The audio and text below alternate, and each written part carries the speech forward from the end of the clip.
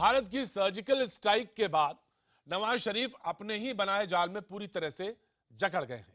दरअसल भारत ने नवाज को एक नहीं बल्कि कई मौके दिए जिससे वो न सिर्फ खुद को दुनिया के सामने एक मजबूत नेता के तौर पर पेश कर सकते थे, बल्कि पाकिस्तान पर लगे आईएसआई नेता और आतंक के दाग को मिटा भी सकते थे। लेकिन नवाज शरीफ और आईएसआई और सेना के इशारों पर नाचने लगे। नतीजा यह हुआ कि आज वो कहीं के नहीं दिखाई पड़ रहे।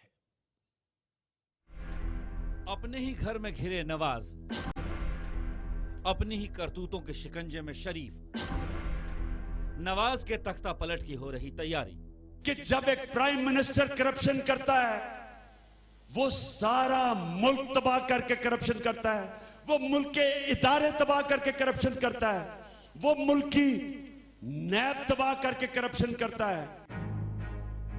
पाकिस्तान में नवाज शरीफ के खिलाफ उठे तूफान का ये एक हिस्सा है। दरअसल भारत की सर्जिकल स्ट्राइक के बाद अब पाकिस्तान में नवाज को गद्दी से हटाने की मुहिम चल गई है। दरअसल सर्जिकल स्ट्राइक के बाद पाकिस्तान की जनता में नवाज के खिलाफ बेहद गुस्सा है। इसे भांपते हुए विपक्ष में बैठे इमरान खान ने उनके खिलाफ अपनी मुहिम को तेज कर दिया है। इमरान ने नवाज शरीफ पर बेहद संगीन इल्जाम लगाए हैं, जिसके बाद नवाज की कुर्सी जाने का अंदेशा और बढ़ गया है। पनामा पेपर्स लीक मामले में विपक्ष ने नवाज को घेरा। विपक्ष ने स्पीकर अयाज सादिक को नवाज के खिलाफ याचिका दी। स्पीकर ने नवाज के खिलाफ मिली अर्जी चुनाव आयोग को भेजी। अर्जी में नवाज की संसद सदस्यता खत्म करने की मांग की गई। भारतीय सेना की सर्जिकल स्ट्राइक से पाकिस्तानी सेना बौखलाई। भारतीय सेना की सफलता को बेइज्जती मान रही है पाकिस्तानी सेना। नवाज को गद्दी से हटाने की फिराक में पाकिस्तानी सेना। ये कहते हैं कि 2005 में मैंने लंदन के फ्लैट लिए। इस चीज में किसी को कोई शक नहीं होना चाहिए कि ये फ्लैट इन्होंने, नवाज शरीफ ने इस मुल्क में करप्शन करके, मनी लॉन्ड्रिंग करके पैसा बाहर भिजवाया और अपने बच्चों के नाम पे ये फ्लैट लिए।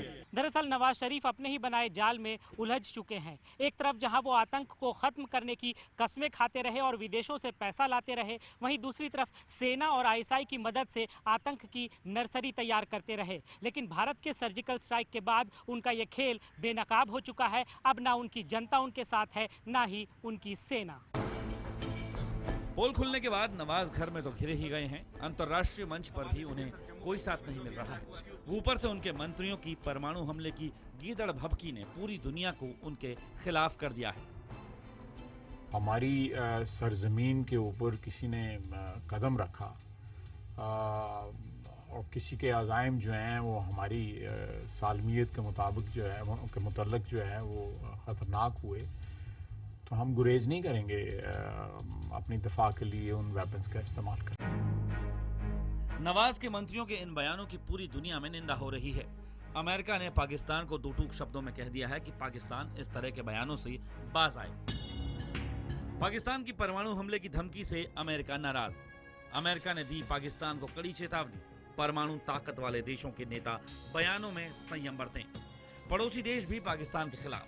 अफगानिस्तान, बांग्लादेश समेत सार्क के देश भी पाकिस्तान के साथ नहीं। इस बीच पीओके में भी नवाज शरीफ के खिलाफ मोर्चा खुल गया है। पीओके में जनता नवाज के खिलाफ सड़कों पर उतर आई है और वो आजादी की मांग कर रही है। तो यही कुछ हो रहा है बलूचिस्तान में, उनको राइट्स नहीं दे रहे तो वो अपनी आज़ादी की जंग लड़ रहे हैं। सिंध में यही हो रहा है, सराइकी बेल्ट में यही है। पश्तून बहुत सारे ऐसे हैं जो कहते हैं कि हमें इनसे आज़ादी लेनी है। जो कौम अपने लोगों को राइट्स नहीं दे सकती, कश्मीरियों से क्या तवक्को करते हैं कि वो इनको आज़ादी लेके देगी, गिफ्ट करेगी? ऐसा हरगिज़ नहीं है। इस दौरान पाकिस्तान को आतंकी देश घोषित करने को लेकर ऑनलाइन मुहिम तेज हो गई है, जिससे पाकिस्तान पर आतंकी राष्ट्र घोषित होने का खतरा भी बढ़ गया है। दरअसल पाकिस्तान की यह हालत उसकी अपनी ही करतूतों की वजह से हो रही है। 2014 में प्रधानमंत्री नरेंद्र मोदी ने शपथ ग्रहण में नवाज शरीफ को बुलाकर एक मौका दिया कि अब एक नई शुरुआत हो सकती है। इसके बाद भी पाकिस्तान को भारत की तरफ से नई पहल करने के बार बार मौके दिए गए, लेकिन बदले में उसने पठानकोट, पुंछ और उरी दिया। इसके बाद हमारे सब्र का बांध टूट गया और हमारे जवाब के बाद नवाज अपनी ही करतूतों के शिकंजे में जकड़ते जा रहे हैं।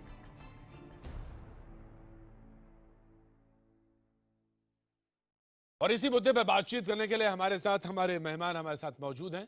हम पहले बता दें आपको, उनका तारुफ करा देते हैं। प्रेम शुक्ला हमारे साथ, बीजेपी के नेता हमारे साथ मौजूद हैं। एडमिरल रिटायर्ड जावेद इकबाल साहब, रक्षा विशेषज्ञ हमारे साथ पाकिस्तान से जुड़ रहे हैं। मेहर तारर हमारे साथ, वरिष्ठ पत्रकार पाकिस्तान से हमारे साथ मौजूद हैं। ब्रिगेडियर रिटायर्ड महालिंगम, रक्षा विशेषज्ञ हमारे साथ मौजूद हैं। हमारे साथ कुछ देर बाद विवेक काजू, पूर्व राजनयिक जो है हमारे साथ जुड़ेंगे, हम उनका भी आपसे तारुफ कराएंगे। लेकिन सबसे पहला सवाल जो है मेरे तारा साहब आपसे मैं पूछना चाहता हूँ।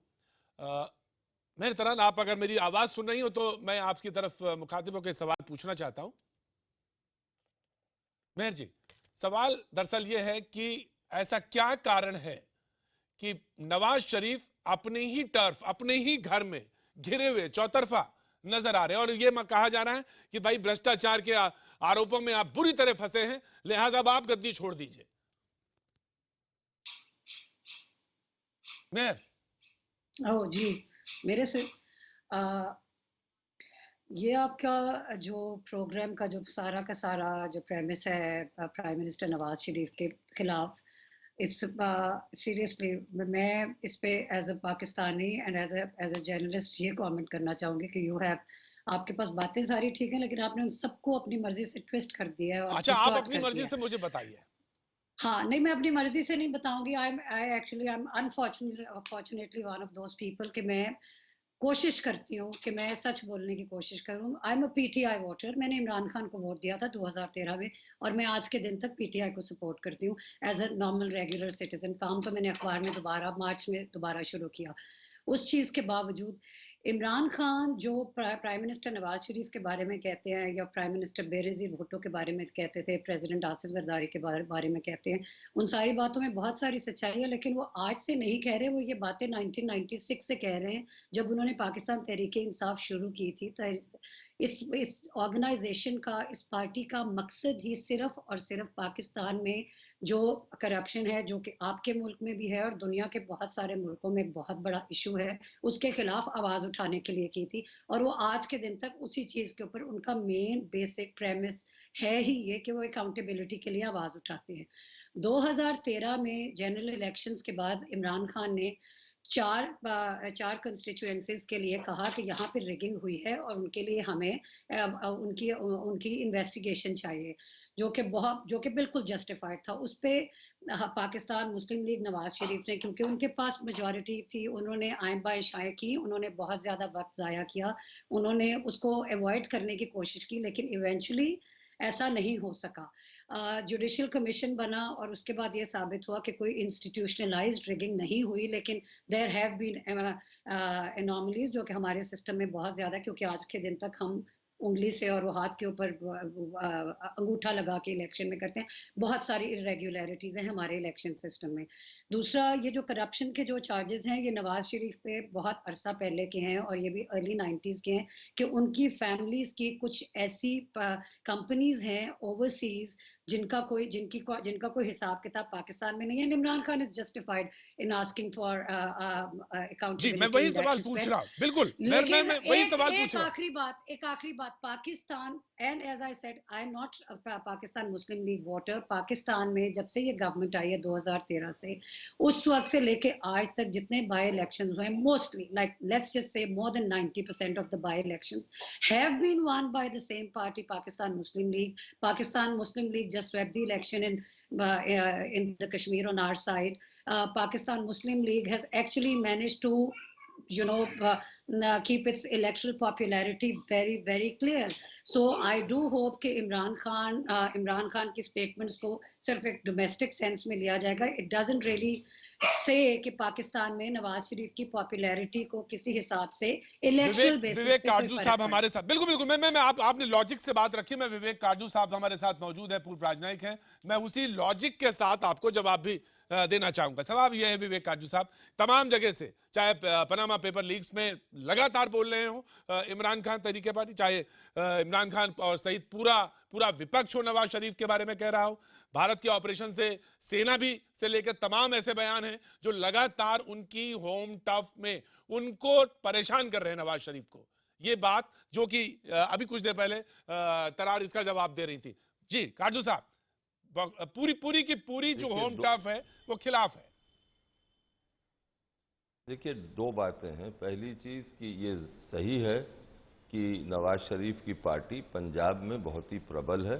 पंजाब सूबे का चीफ मिनिस्टर उनके भाई हैं, लेकिन जो अकाउंटेबिलिटी का चार्ज उन पर है कि अकाउंटेबिलिटी करिए, पनामा पेपर्स लीक्स जो हुए हैं, चाहे वो इल्ज़ाम आज से 25 साल पहले का हो, लेकिन इल्ज़ाम तो है।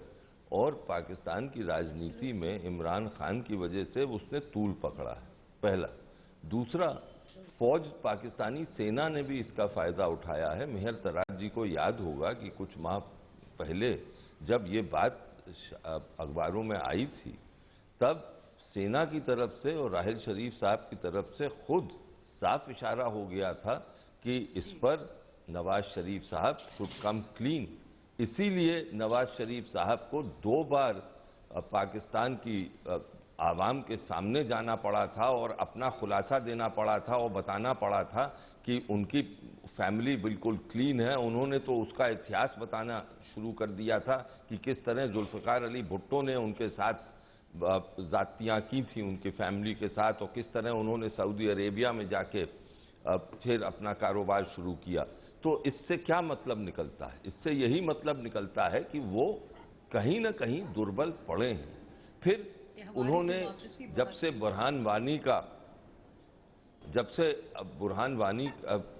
के हादसे के बाद, उस आतंकवादी के हादसे के बाद, उन्होंने कश्मीर में जिस तरह फौज के साथ उन्होंने कश्मीर की आग को भड़काने की कोशिश करी, तो उसके 2 मकसद थे। पहला तो किसी तरह उसका राजनीतिक फ़ायदा उठाएं और अपनी साख फिर पाकिस्तान की राजनीति पे जमाएं। दूसरा मकसद था कि इंटरनेशनली उस कश्मीर के लिए सपोर्ट लाएं। इंटरनेशनली तो वो बिल्कुल फेल कर गए। आज ही मैं पढ़ रहा था डॉन की रिपोर्ट, जिसमें ये लिखा है कि उन्होंने ब्रिटेन के लीडर्स और अमेरिका के लीडर्स को बहुत खरी सुनाई कि उनका कोई सपोर्ट नहीं हुआ कश्मीर के निस्बत। तो इस सब से ये साफ है कि इस वक्त उनके रोल पर प्रश्न चिन्ह लगेंगे। जावेद इकबाल जी, पाकिस्तान के जावेद इकबाल साहब हमारे साथ मौजूद हैं। काजू साहब, जावेद इकबाल साहब हमारे साथ मौजूद हैं।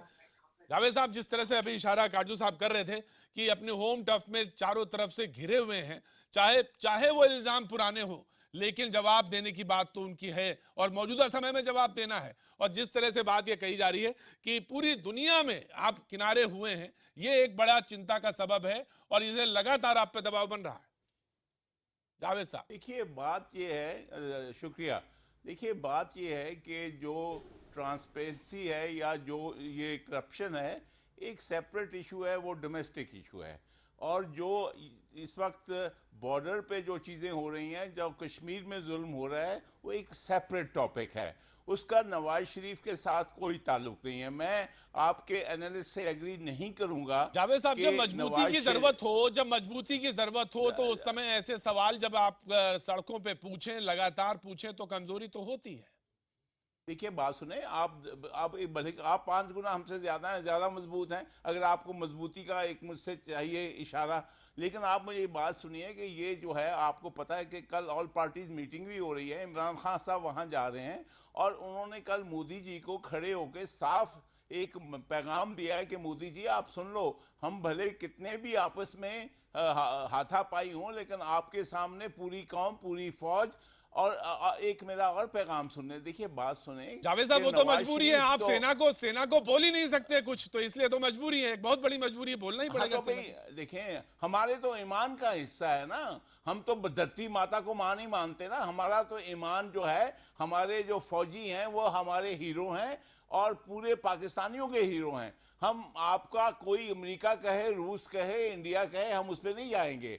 और इमरान खान को पता है आपको कि इमरान खान तो फौज का चहेता था जी। तो ये जो है जी मैं बिल्कुल जावेद साहब, आप हमारे साथ बने रहिए, लगातार आप हमारे मेहमान हैं। प्रेम शुक्ला जी अब बोलना चाहते हैं, जवाब देना चाहते हैं। जी मैं समझ सकता हूँ प्रेम जी। जी नहीं, दरअसल क्या है, पूरी दुनिया और पाकिस्तान में एक बड़ा अंतर है कि पूरी दुनिया के पास जितने भी देश, उनकी अपनी सेनाएं हैं। पाकिस्तान एक सेना है जिसके पास एक अपनी जो है सरकार है। और जब जो सेना को जो है, सरकार को लोकतंत्र का मुखौटा उड़ाना होता है, तो लोकतंत्र का मुखौटा उड़ाकर दुनिया के सामने पेश करती है। इस बार इन्होंने जो है कश्मीर के मुद्दे को दुनिया के सामने उठाने का प्रयास किया। लेकिन जिस तरह की आप सबको ज्ञात है कि न्यूयॉर्क में यूनाइटेड नेशनल जनरल असेंबली के समय अमेरिका के राष्ट्रपति आदरणीय बराक ओबामा जी से मिलने का नवाज शरीफ का प्रयास पूरी तरह विफल रहा। कश्मीर के मुद्दे पर उनको कहीं से किसी प्रकार का कोई सहयोग नहीं मिला। उनका अपना साथी चीन भी उनसे किनारा कर गया। ऐसे में उनको नवाज शरीफ विफल नजर आया। दूसरा, भारत ने पहली बार सर्जिकल स्ट्राइक का ऑप्शन जो है वो चुना। परिणाम स्वरूप जब भी उनकी मिलिट्री मार खाती है, वो चाहे 65 हो अयूब खान चले गए, 71 हो याहिया खान चले गए, फिर जुल्फिकार अली भुट्टो को सजा दी गई। उसके बाद ये 99 में कारगिल में हारे थे परवेज मुशर्रफ, लेकिन दंड जो है नवाज शरीफ को दिया गया था।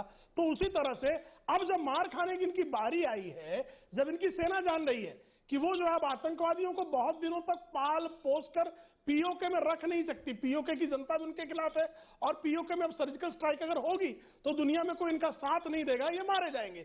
ऐसे में उनकी जो पाकिस्तान की सेना जो अनावश्यक जो बोस्टिंग करती थी, अब बोस्टिंग करने वाले लोग जब मार खाते दिख रहे हैं तो बेचारे नवाज शरीफ जो है जावेद साहब जवाब देना चाहते हैं। जी जावेद साहब, जी जावेद साहब। बात देखिए, आप वन वे ट्रैफिक तो ना जारी रखें ना।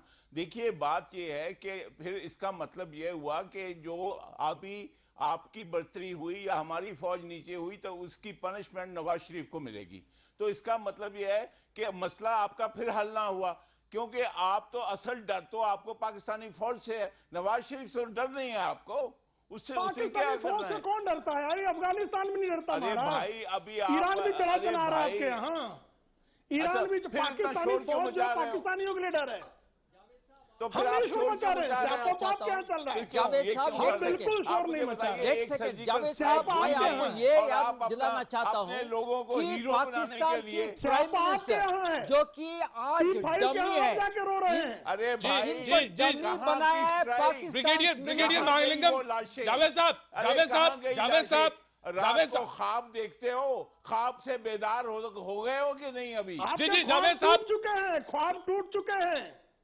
हमारे ख्वाब तो अपनी जगह पे हैं। देखिए आपने कहा, देखिए मैंने लफ्ज़ ने जावेद साहब जी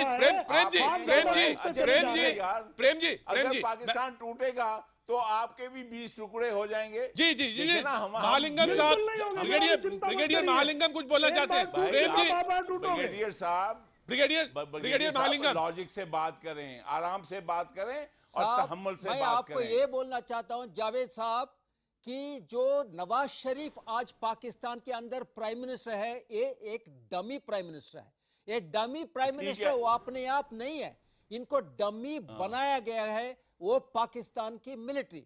जब नवाज शरीफ साहब अपना पोजीशन पे आया उस समय पर वो डिफेंस मिनिस्ट्री को अपने हाथ में रखा था, ये सोच के कि ये डेमोक्रेसी को आगे लाएंगे और कोई किस्म की ये आर्मी का इंटरफेरेंस नहीं करेंगे करके।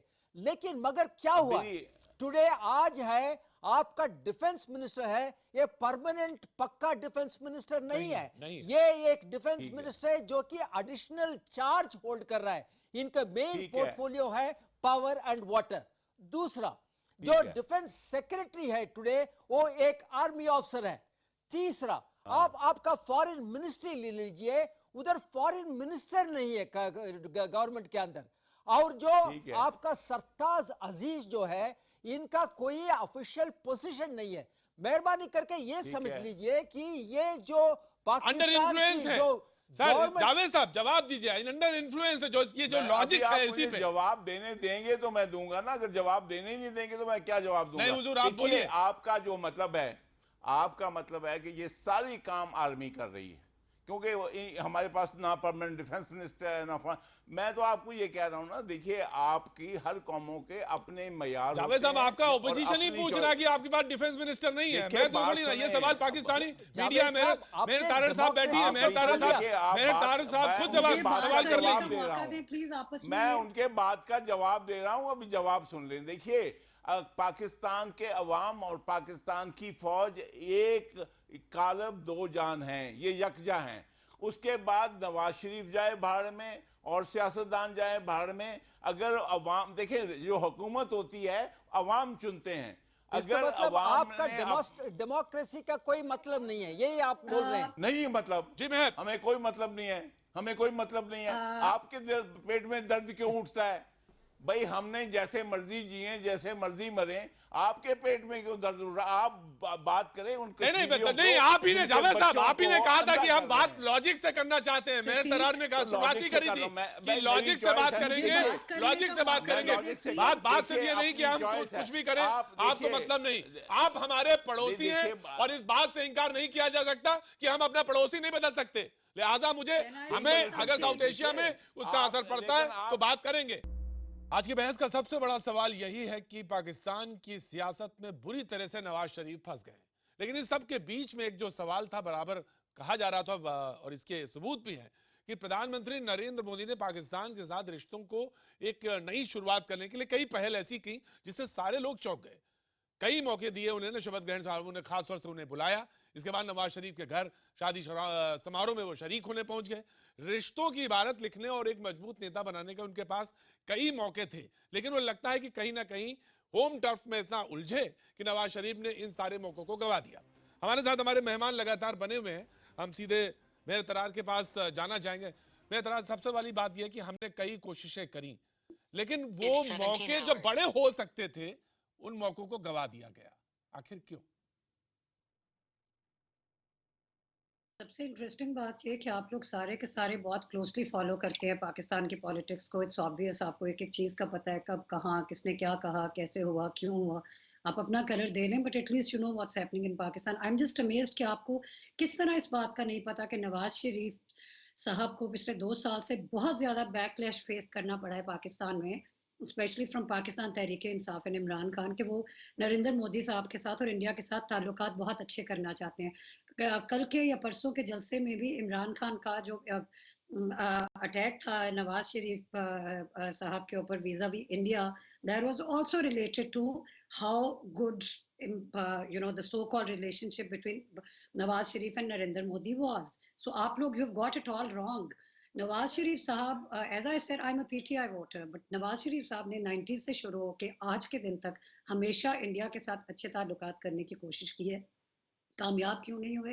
बिकॉज हमारा डेमोक्रेटिक सिस्टम इतना वीक है कि आपके चैनल पे आके एक पाकिस्तान के फॉर्मर एडमिरल कह रहे हैं कि Nawaz Sharif elected prime minister of Pakistan भाड़ में जाए, which is completely and absolutely condemnable.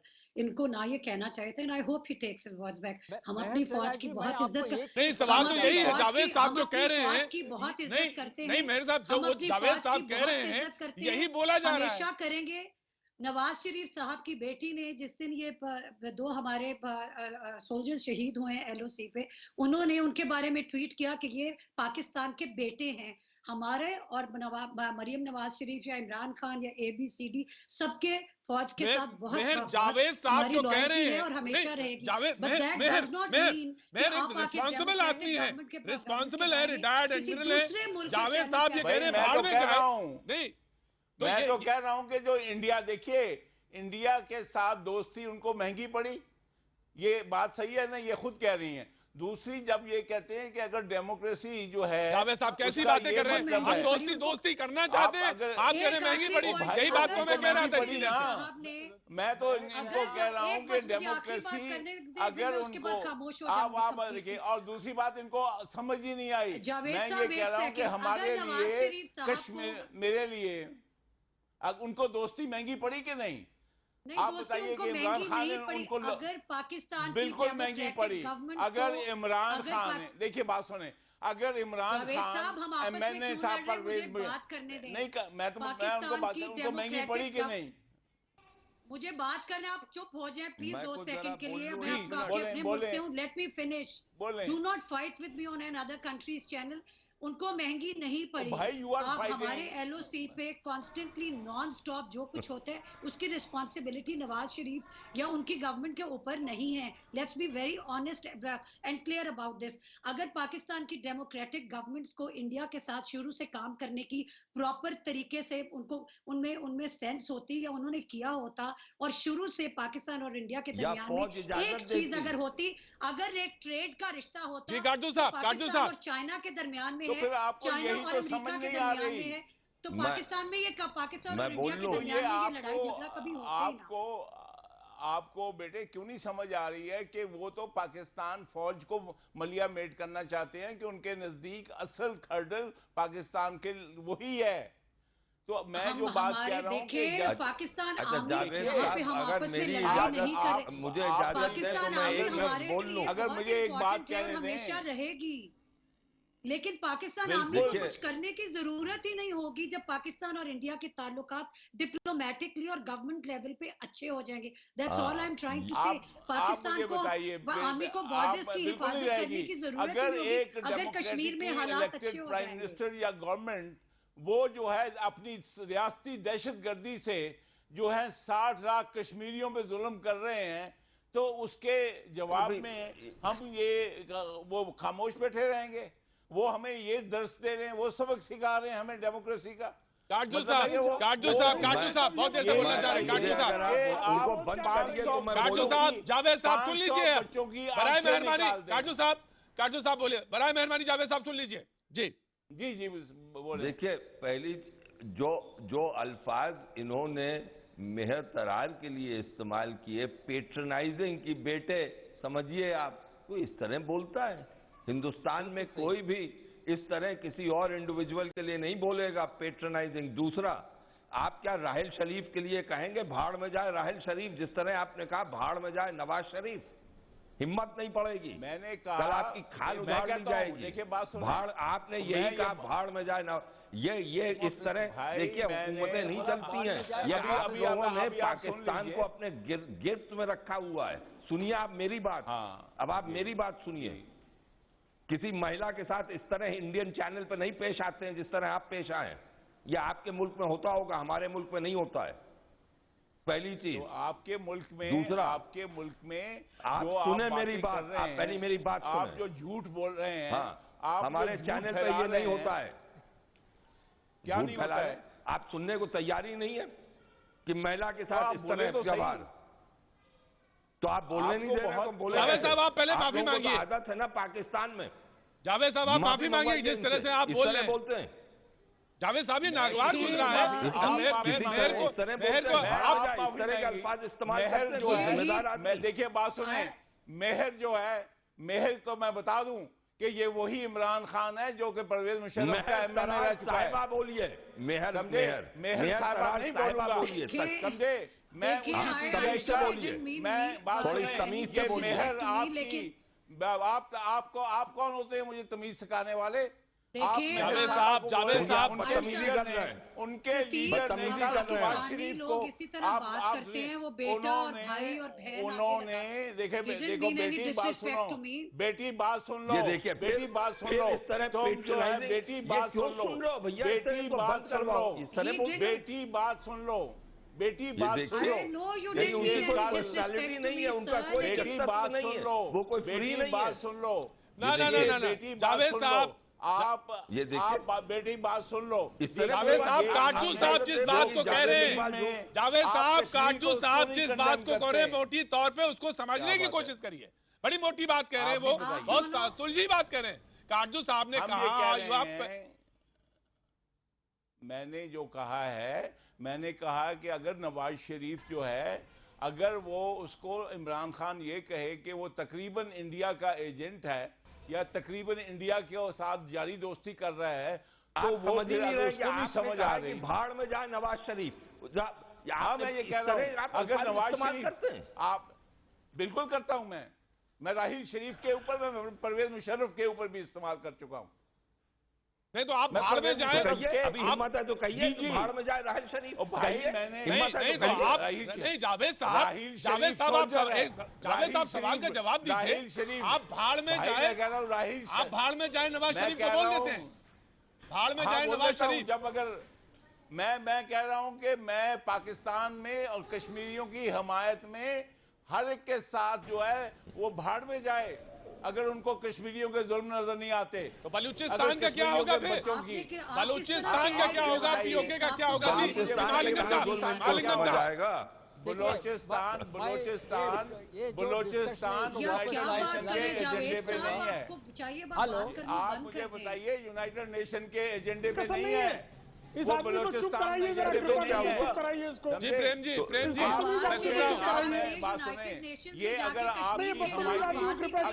आपकी अगर ये आपकी हमायती बन के आ रही हैं तो इस मुझे नहीं बदतमीज इसकी आदमी को परवाह। चुप कराइए जरा। नहीं नहीं नहीं नहीं नहीं नहीं आप नहीं क्या नहीं, जावेद बात साहब, कर जावेद साहब, जावेद साहब, पीछे नहीं नहीं नहीं नहीं, जावेद साहब, बदतमीज हो। जावेद साहब ये बातचीत करने का बदतमीजी तरीका है नहीं जिसकी tolerate तरफ काटजू करूंगा। साहब ने आप जाए। नहीं जावेद साहब, आप काटजू जावेद साहब ने साहब, बहुत नवाज नहीं नहीं शरीफ जावेद साहब, ने I got allow you, patient नहीं नहीं की जावेद साहब, बात की है। जावेद साहब, कोई और लेके आए। जावेद साहब, मैं नहीं आप बर्दाश्त देखिए करूंगा। जावेद साहब, आप किसी को इस तरह से साहब क्या एक तो कर भाड़ रहे में हैं? जाए, मैं ये भाड़ कह में रहा जाए हूं, शब्द का आप इस्तेमाल नहीं हो सकता। आप जो आपके को खैरखा प्रतीक, होगी यहाँ पे सहर साहबा, मैं सहर साहबा का गुलाम नहीं हूँ, मैं शहर का मैंने गुलाम क्या नहीं कहा है? हूँ, मैं पाकिस्तान का गुलाम आप हूँ। अमेरिका के चरण चाटने वाले, सऊदी अरेबिया का पैर चाटने वाले और आदमी अभी हटो।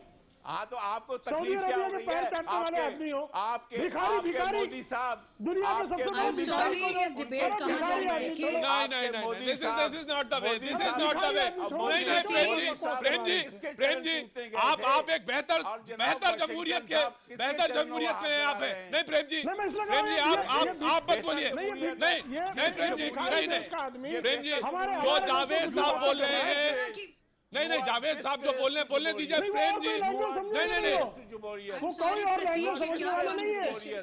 काटजू साहब भी बढ़िया से बात कर रहे हैं, उनकी समझ में नहीं आ रहा है। मेहर इतने अच्छे से कह रहे हैं, उनकी समझ में नहीं आ रहा है। आप ये जमहूरियत है कि आप बिल्कुल बिल्कुल, ये आपकी आदत है, को जो है आपकी आदत है, आपकी जो बिना जूते खाए आपको कुछ समझ में आता नहीं है। आप क्यों नहीं आने ह्यूमन राइट्स की आप बात करो, शैतान स्पोक्सपर्सन शैतान ह्यूमन राइट्स की बात कर रहे हैं। नहीं प्रेम जी सही शब्दों का इस्तेमाल करिए। प्रेम जी मैं शैतान सही शब्द कह रहा जावेद हूं। साहब जिस टॉपिक शैतान में सही शुरू शब्द किया का प्रयोग कर रहा वापस हूं। उसमें चलते हैं। शैतान कोई नहीं जावेद साहब, जावेद साहब चौतरफा घिरे नवाज। सवाल इस बात का, जिस तरह की बातचीत के सिलसिले को हम आगे बढ़ा रहे थे, उससे पहले जब जवाब दिया जावेद साहब ने वो बेहद नागवार गुजरा मेहर को, और अपने ही प्रधानमंत्री को जिस तरह से उन्होंने भाड़ में जाओ शब्द का इस्तेमाल किया, वो बेहद आपत्तिजनक था। हमारे साथ पूर्व राजनयिक विवेक काटजू बैठे हैं, वो जो कि कुछ बोलना चाह रहे थे। जी विवेक साहब। देखिए, जिस तरह की राजनयिक असफलता आखिरी 3 महीनों में पाकिस्तान को मिली है, उसी की वजह से आज जावेद इकबाल को यह हिम्मत पड़ी कि अपने प्रधानमंत्री को भाड़ में जाए नवाज शरीफ के शब्दों का इस्तेमाल करके संबोधित किया। अगर नवाज शरीफ आज के दिन प्रबल होते तो क्या हिम्मत पड़ती उनकी, चाहे वो रिटायर्ड एडमिरल क्यों ना हो।